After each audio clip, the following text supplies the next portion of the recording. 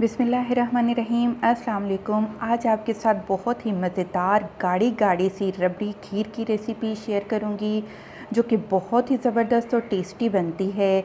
और अगर आप भी इस तरह की गाढ़ी सी खीर घर पर बनाना चाहते हैं तो प्लीज़ मेरी वीडियो को लास्ट तक बगैर स्किप किए ज़रूर देखिएगा, ताकि आपकी भी इसी तरह की गाढ़ी खीर घर पर तैयार हो सके। और अगर अभी तक आपने मेरा चैनल सब्सक्राइब नहीं किया तो प्लीज़ मेरे चैनल को ज़रूर सब्सक्राइब कर लें। तो रबड़ी खीर बनाने के लिए मैं 2 लीटर दूध से क्योंकि खीर बना रही हूँ, इसलिए मैंने लिए हैं 6 टेबल स्पून यानी कि 6 खाने के चम्मच चावल का आटा। चावल को धोइए, आधे घंटे के लिए आप भिगोइए, इसको धूप में खुश्क करिए और फिर आप चॉपर में डालकर आप इसका पाउडर बना लें। आपके पास चावल का आटा बिल्कुल रेडी हो जाएगा। 3 हरी इलायची लेकर उनका मुंह खोल लिया है।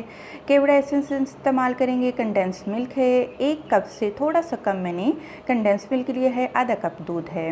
अब हम क्या करेंगे कि जो चावल का आटा हमने तैयार करके रखा था उसमें हम दूध डाल देंगे और दूध के साथ इस पाउडर को अच्छी तरह से आप मिक्स करेंगे।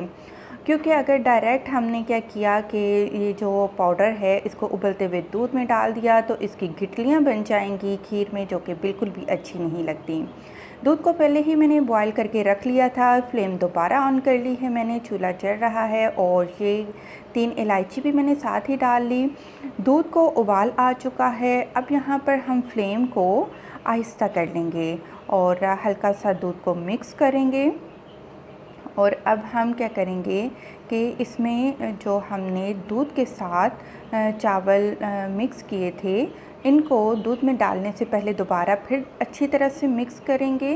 क्योंकि जो चावल हैं या चावल का पाउडर है, जिस दूध में हमने इनको मिक्स किया था, दोबारा वो बर्तन में नीचे चावल बैठ जाएंगे। इसलिए उबलते दूध में डालने से पहले इन चावलों को दूध में अच्छी तरह से मिक्स करें और इसको पकाते रहें यहाँ तक कि खीर गाढ़ी होना शुरू हो जाए।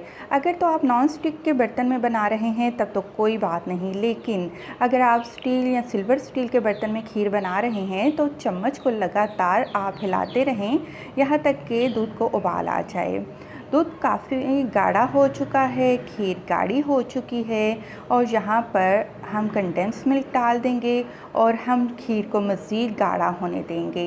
यहाँ पर मुझे 20 से 25 मिनट हो चुके हैं हल्की आंच पर खीर को पकाते हुए। खीर गाढ़ी तो हुई है, लेकिन उतनी गाढ़ी अब हुई है कि जिस तरीके के आप गाढ़े गाढ़े से बबल्स देख रहे हैं, इन बबल्स को आप नोट करिए, ये कितने गाढ़े बबल हैं। खीर इतनी गाढ़ी होनी चाहिए कि ये देखिए छींटे ऊपर उठ रही हैं खीर में से। जो दूध है वो यानी कि ये जो खीर है ये इतनी गाढ़ी हो जाए कि इसकी छींटें आप को ऊपर उठती हुई खीर में से महसूस होंगी।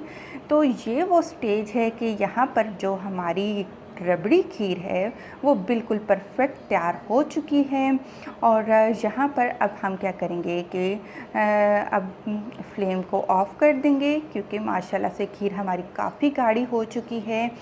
और अब हम चूल्हा बंद करके इसमें हाफ़ टी स्पून केवड़ा एसेंस डाल देंगे।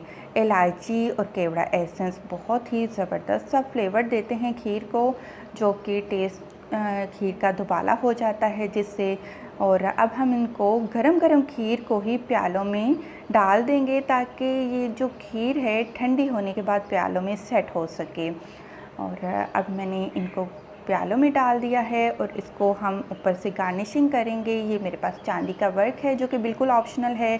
थोड़े से कटे हुए बादाम हैं जो कि मैं खीर के ऊपर डाल दूँगी। अब हम इनको फ्रिज में ठंडा करेंगे और ज़बरदस्त सी रबड़ी खीर हमारी बिल्कुल रेडी है। वीडियो पसंद आई है तो ज़रूर लाइक करें और अपनी फैमिली के साथ इसको ज़रूर शेयर करें। खुश रहें, दुआ में याद रखें। अल्लाह हाफ़िज़।